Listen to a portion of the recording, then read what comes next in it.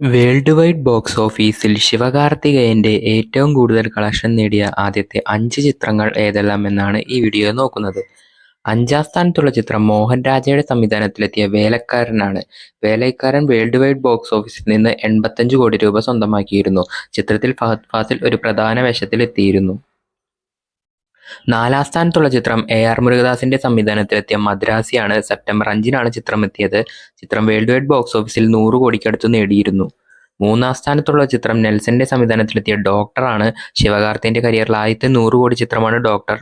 102 കോടി രൂപ നേടിയിരുന്നു. 2-ാം സ്ഥാനത്തുള്ള ചിത്രം ഡോൺ ആണ്. സിബി ചക്രവർത്തിയുടെ സംവിധാനത്തിലെത്തിയ ഡോൺ വേൾഡ് വൈഡ് ബോക്സ് ഓഫീസിൽ നിന്ന് 122 കോടി രൂപ നേടിയിരുന്നു. 1-ാം സ്ഥാനത്തുള്ള ചിത്രം അമരനാണ്.